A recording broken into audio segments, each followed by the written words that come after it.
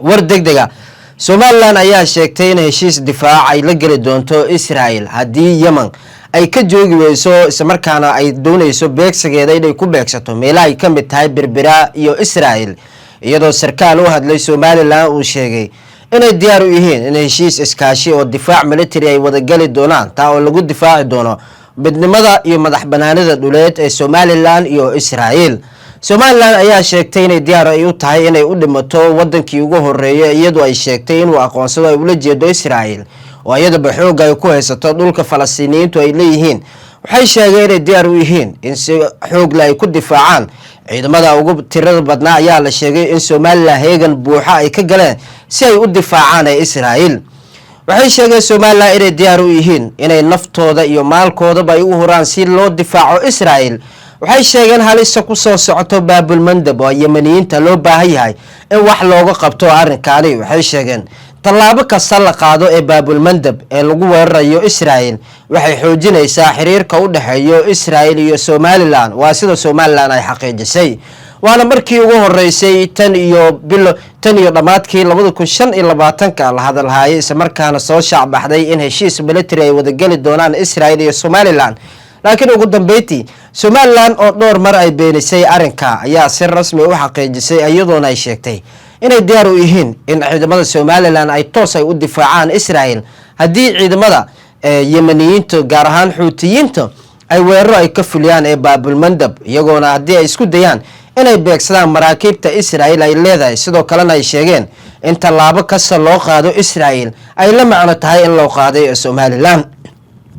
Somaliland ayaa dhankeeda cabsi xoogan ka muujisay Yemeniyiinta ugu imaanaya taa ay ku sheegeen in Xuutiyiinta Yemen haddii Baabul Mandab ay soo gaadhaan cabsi xoogan laga qabo in la duqeeyo Berbera iyo Hargeysa taa ay ku sheegeen inay cabsida ay sii xoogeysan doonto isla markaana loo baahan yahay in laga hortago waxna laga qabto xaaladda iminka ka taagan ee deegaanka. dhaqdhaqaaqidii ugu dambeeyay ayaa halkaasi ka jira iyadoo Hargeysa la sheegay inay diyaarisay ciidamo dhowr kun gaaraya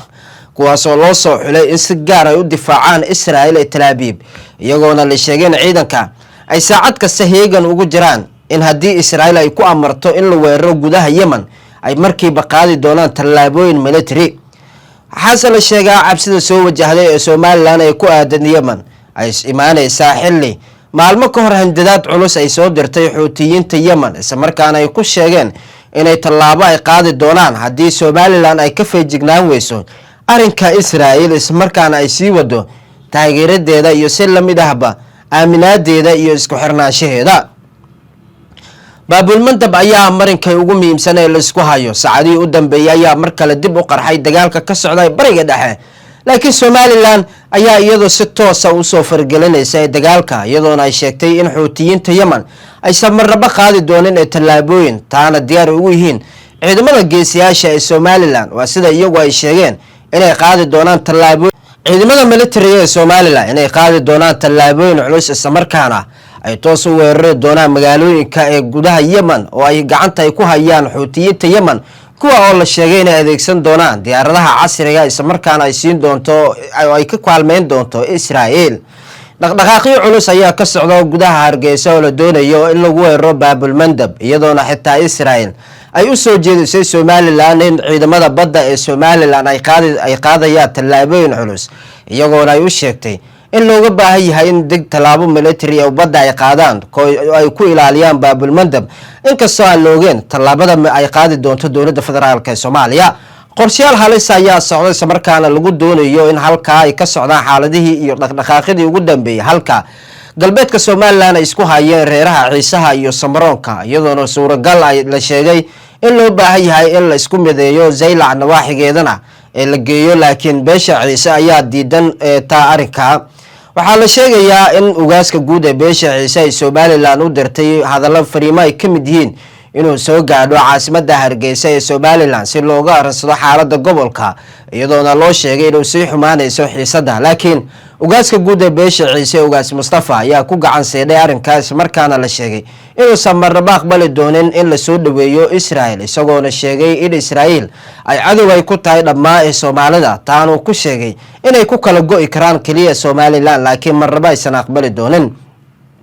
halka Somaliland la sheegay inay heegan buuxa ay gelisay dhammaan ciidamada ee Somaliland kuwaas oo si gaar ah saraakiisha ugu muhiimsan loo sheegay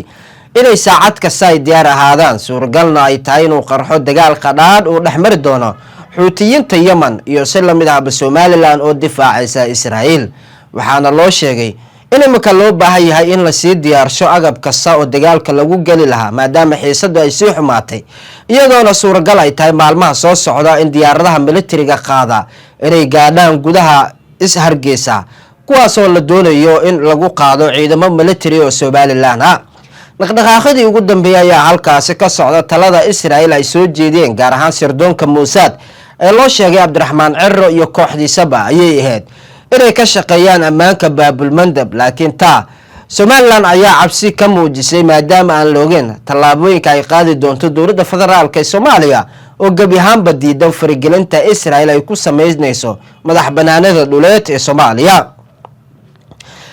dowladda federaalka Soomaaliya ayaa kuwa awood u leh ciidamadeeda badda inay qaadaan tallaabooyin muhiim ah haddii arrimo noocaas ay dhacaan halka Somaliland loo sheegay in laga maalgelin doono gudaha Tel Aviv isla markaana halka loogu geeni doono duuman casri ah iyo si la mid ahba diyaaradaha qaada ee militariga kuwaas oo la qorsheynayo in dagaal foolka ay la galaan Somaliland ee Yemeniyiinta xuutiyiinta Yemen ayaa dhankooda ay sheegeen in Somaliland ay tirbadatay faragelintooda isla markaana loo baahan yahay markaa in wax laga qabto dhowr mar oo hanjabaad loo soo diray xitaa xuutiyiinta Yemen waxay fariin u soo direen dowladda federaalka Soomaaliya ay ugu sheegeen inay qabtaan dadka walaalahooda isla markaana ay ka waaniyaan dhaqamada xum ay ka wadaan gudaha dhulka gaar ahaan ee gobolka iyagoona ay u sheegeen in loo baahan yahay in wax laga qabto xiisada imika ka taagan ee halkaasi dhaqdhaqaaqidii ugu dambeeyay ayaa halkaasi ka socday iyadoo sarkaal sare oo u dhow Cabdiraxmaan Cirro uu ahaa qofka sida tooska u la xiriiray isla markaana barnaamijka difaaca Israa'iil iyo Somaliland ku wargeliyay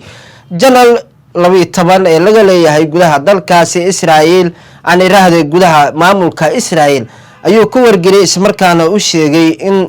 Israa'iil iyo si la mid ah Somaliland ay dhawaan wada gaari doonaan heshiis difaac kaasoo qaybihiisa ugu horeysa ahmiyad lagu saari doono weerarada lagu qaadi doono Baabul Mandab ee lagu beegsan doono xuutiyiinta wixii faahfaahin kale ka soo kordha arrinka halkaan oo TT Somali TV kala soco ciidamada militariga ee Somaliland inay qaadi doonaan tallaabooyin culus isla markaana ay toos u weerari doonaan magaalooyinka ee gudaha Yemen oo ay gacanta ay ku hayaan xuutiyiinta Yemen kuwa oo la sheegay inay adeegsan doonaan diyaaradaha casriga isla markaana ay siin doonto ay ka kaalmeyn doonto Israa'iil dhaqdhaqaaqyo culus ayaa ka socda gudaha Hargeysa oo la doonayo in lagu weeraro Baabul Mandab iyadoona xitaa Israa'iil ay u soo jeedisay Somaliland in ciidamada badda ee Somaliland ay qaadayaan tallaabooyin culus iyagoona ay u sheegtay in looga baahan yahay in tallaabo military oo badda ay qaadaan ay ku ilaaliyaan Baabul Mandab inkastoo aan loogeen tallaabada ay qaadi doonto dowladda federaalka ee Soomaaliya qorshayaal halis ayaa socday isla markaana lagu doonayo in halka ay ka socdaan xaaladihii iyo dhaqdhaqaaqidii ugu dambeeyay halka galbeedka Somaliland ay isku hayeen reeraha Ciisaha iyo Samaroonka iyadoona suuragal ay la sheegay in loo baahan yahay in la isku mideeyo Zaylac nawaaxigeedana ee la geeyo laakiin beesha Ciise ayaa diidan taa arrinka waxaa la sheegayaa in ugaaska guud ee beesha Ciise ay Somaliland u dirtay hadallo fariimo ay ka mid yihiin inuu soo gaadho caasimadda Hargeysa ee Somaliland si looga aransado xaaladda gobolka iyadoona loo sheegay inuu sii xumaanayso xiisada laakiin ugaaska guud ee beesha Ciise ugaas Mustafa ayaa ku gacan seeday arrinkaas markaana la sheegay inuu samarnaba aqbali doonin in la soo dhaweeyo Israa'iil isagoona sheegay in Israa'iil ay cadow ay ku tahay dhammaan Soomaalida taanu ku sheegay inay ku kala go'i karaan kaliya Somaliland laakiin marnaba aysan aqbali doonin halka Somaliland la sheegay inay heegan buuxa ay gelisay dhammaan ciidamada ee Somaliland kuwaas oo si gaar ah saraakiisha ugu muhiimsan loo sheegay